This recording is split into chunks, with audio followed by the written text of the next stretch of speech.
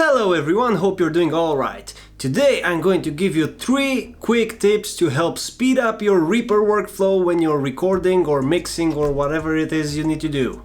So let's jump straight into it. Right now we're looking at the default Reaper template, and as you can see the mixer is on the bottom of the screen, right about here. Now the problem with this is that it eats up a lot of your timeline, and that problem can be taken care of very easily, so you don't have to keep closing and opening your mixer all the time. So all you have to do is grab this bad boy here and drag it to the left of the screen. In order to actually speed up your workflow and help you out, first of all you want to disable this thingy, show multiple rows of tracks, so you only see one track at a time on a column. That's because you can close this thing up and it opens up a lot more timeline this way, and whenever you click on a track it pops up right over here. As you can see, this is our first track, this is our second track, this is our third track, and that's awesome because you can click here and add effects. Let's add an EQ. There you go. And whenever you click on the track you automatically see the effects over here, and you can click them and add new ones, and also you have the sends over here. It's much better in my opinion and much faster for your workflow because you don't have to open this every time you want to see the chain you have going on the channel. Now this ties in directly into my second tip, and that is get rid of the master channel. You gotta click here, master track, show in mixer, boom, it's gone. And then you can close this up even further and you have even more timeline. How cool is that?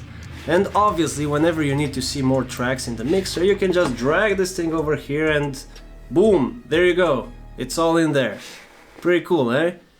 And when you don't need it, you just close it up and you have the track on the left. Now, why did we get rid of the master track?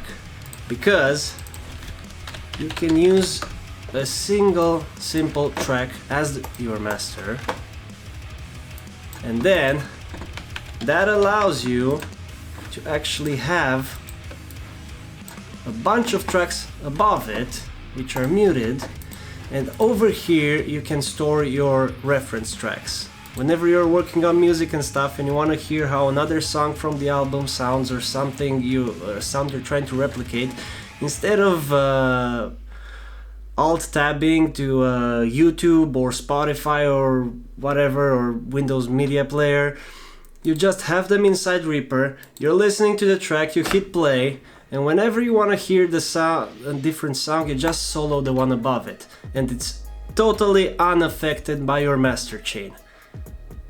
Versus if you were using the master track, whatever you have on your master chain will affect all the tracks in your project. And the third and final tip is actually about recording. Whenever you have, say you're recording vocals, you need 4 vocal takes, you have those tracks, you put them in a folder, and then you can have a 5th track and use this one as your recording track. Instead of arming each and every single track as you're working on them, you're recording. Boom! You talk, you have the track recorded, drag it down, this is the first track, second one goes right in there, third one. See, it's much easier. You can also, as long as you don't have any automation going on the folder, use the folder as your recording track. Pretty neat. And this works very well when you're recording guitars as well. So say you wanna record the DI and the amp signal. So you have 4 channels, 2 on the left, 2 on the right. You actually arm those 2 channels. See, input 1, input 2, record them together. Pretty easy. Hit stop, drag them down, and then you can actually move quickly to recording the next one. Pretty neat, right? Right. Okay, and this also works very well for MIDI. You actually go in here, select your MIDI thingy, your keyboard and hit this little button, record monitoring, you turn it on. So when you're playing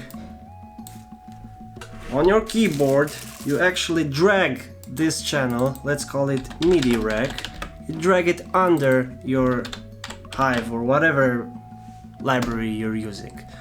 And when you play, boom, there it is. You want to switch it up, open a different library.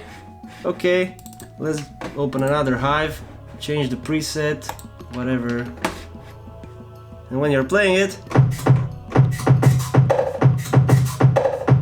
boom!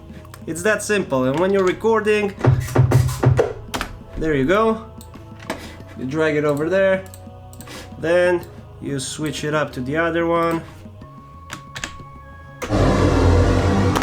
There you go.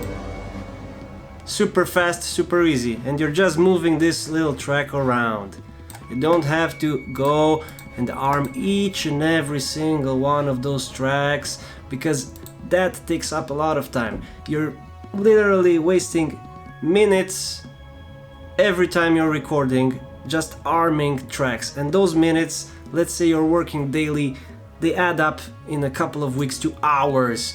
And if you're doing this often enough, this can save you days of work just because you don't have to do all this stuff so many damn times. Pretty cool, eh? Also, I've got noisy cats in the background. Anyway, those were my 3 quick tips to help speed up your Reaper workflow. Hopefully you've enjoyed. Don't forget to hit the like button, subscribe, and leave down a comment. Let me know what you think. And until next time, rock and roll!